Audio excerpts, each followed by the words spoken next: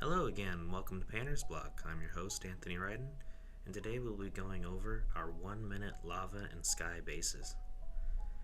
Now, we are going to be using our white primer all over our bases that we're going to be painting today, and I'll be using my Baal red contrast paint. You can use whatever, true red, a deep red, whatever base red you want to go for warmth. You can use whatever red you want, but I'm going to use Baal red. And I'm just going to cover this evenly around, and then afterwards I'm just going to stipple it, trying to give it a little bit more of a texture that it's more random and flowing, and this is going to help bring out the warmth underneath.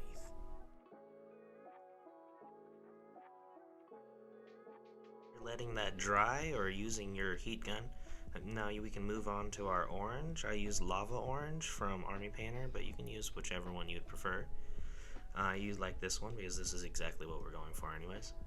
And we're just going to apply this, and I kind of start around the middle and I'll work my way kind of avoiding the edges. I'm planning on putting our earthy texture around the edges, so I'm just going to leave that all red. And I'm just putting the orange, trying to deepen it towards the center, making the center more of our bright zone, our warmest spot. And then we're going to move on to the Bad Moon Yellow, a contrast paint from Citadel that I use. You can use whatever yellow you want. But whatever yellow you pick, just make sure you have a little bit of that orange still on your brush. And then get some of that yellow. I put it all into the wet palette. Unfortunately, I did mess up when uploading the video, so the format was off. I apologize. I do have in my other video a better palette and a better tutorial on red blend anyways though, so I will link below the tutorial on my red blend.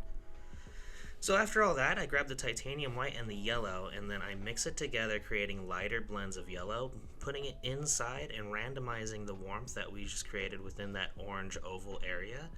And just randomize it, make it go around and smudge it, brightening it up as you go. I just really wanted to brighten up because I'm going to make the center really warm. And when I realized it was a little too ovalish, I went in, grabbed some more Baal red, and I just broke it up a little bit. And there you have it. A little bit of a setting piece for what we're going to do with all our earth textures. I'm just going in and just brightening it up with a little bit more yellow here, adding more pigment just to add a little bit more sauce to our pizza. And we're just going to increase this heat ever so much. There we go. Now we got some nice tones, a little bit of movement. There's not just moving one way or another either. I tend to see lava doesn't like to do that, just move in one direction. And then we have Brilliant Shine Gloss, our secret sauce to most of our episodes. And if you like it, please leave us a like. Follow us on Reddit, Instagram, YouTube, Facebook. I'll leave a link down below. And don't forget to hit that notification bell. Now afterwards, you're just going to apply this gloss all over the place. Just kind of leave it everywhere and bring out those mid-tones, all those oranges and yellows and all those deep reds that we're trying to keep and show through our earth textures. And then in this next part, we're actually going to cover what really brings out all this lava and brings out this appeal. But there we go, that's looking pretty warm already. Got those nice warm center bits. And we're just gonna work with that and keep in mind what our original thought was gonna be for what we're gonna place our model. So for me, I wanna put my model around the edges, maybe trying to have them traverse around and trying to hop across. So I have Agrellan Earth here from Citadel. Now this is a technical and it's a cracked earth type of technical, and it's going to be great. I like this one a little bit better than, they're a little bit more expensive, but it's going to be a lot faster. So if you want all this, and it's already toned, and because it's toned, you don't have to worry about putting color into the cracked earth from other, like Vallejo, and seeing it actually not crack it like you want it to. So I would prefer using this. It has a tone already. And then you just put this around all the areas that we wanted to go into. So I put it all around the deep reds that I tried to leave and as my blueprint to my layout. And I'm just going to use this spatula I found from Michael's. I'll put a link in the description below, a group of spatulas and brushes that I like. And this one is just a nice cheap one. You don't want to have anything too expensive, just something to lay down texture. And make sure to put a little bit at a time. I put it down, look at it, think about it a little bit and I go, okay, that's not enough, because how can somebody hop across that? So I'm going to make it a little easier, plus I have enough red on the sides, I might as well turn it more into a portrait, or of like a scene from a movie. I'm going to put it all around like an actual base and give it an earth texture cracked all around it. I was worried about being too even, but I think it'll look better. And then just bring it in. Don't want it to look too much like just one random puddle, so I wanted to break it up and put some earth brick going into the middle, kind of about to float off. And there you have it. We got some cracked earth set. And once you have it heated for even just like a couple minutes, it's going to crack really fast, and it should be done really easily. So you can do a whole bunch of these in a row. And then once you have them all drying, once the first one's ready, just start grabbing your Agrax Earth Shade and then applying this to all those cracked earth areas. Now there'll be a little bit of that primed white that kind of shows through, and I'll make it look a little hot in certain areas, but sometimes it doesn't look quite right, so you want to touch those up with that Agrax Earth Shade.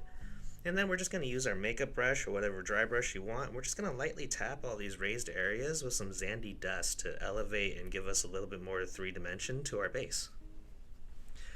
Making sure to tap each of the outside edges, just kind of focalizing all of our attention towards the center. And then making sure to hit all the elevated spaces we want to look higher than the rest. And there you have it. Looks pretty good. Whatever you don't like, you just keep on going through. Add some more. And there you have it. Our lava base is all done. Ooh, it's looking pretty nice.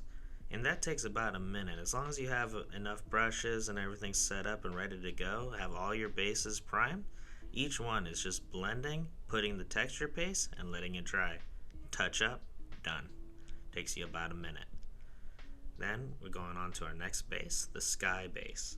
And this one, you're just going to grab your sky blue, whatever one you want. I listed listed it below which one I used, but just any sky blue really works. And you can use your makeup brush like I'm using here, or you can use any dry brush, just anything to apply it evenly. And we're just going to go over a couple of times and let it dry real quick, unless you have a nice blue. I would recommend a different one than I was using, because that one took a while. And just get one that lays thickly, and then you won't have to worry about that. And then I just grab my sponge. I'll put a link below to another video of mine that shows how to use a sponge more accurately. But you can just use your sponge with your gray and your sponge with your titanium white, and you're just going to apply this around the edges of your blue base that we've just painted. And this is just going to lay our foundation and a blueprint to where we're going to be laying down our cotton, which is going to act as our clouds. And this is super fast, super easy, and takes no effort. Just put on some Netflix, watch something fun, and then just paint away and plug away at some cotton. And there you go. You got some sky bases that people can just be flying around. I'd recommend this on something that's going to be floating over it, because you just got cotton. And it makes this really cool effect, especially from underneath. And you're just going to grab your super glue and put the tiniest little dot. You don't need that much at all. And you're just going to apply your cotton. And I kneaded my cotton quite a bit just to give it more of a cloudy texture and a smoky appearance. Now this would be great for more than just a sky. It would honestly be a much better even smoke just coming out of the ground. But we're going with sky because it sounds fun and easy, and it's what we decided on.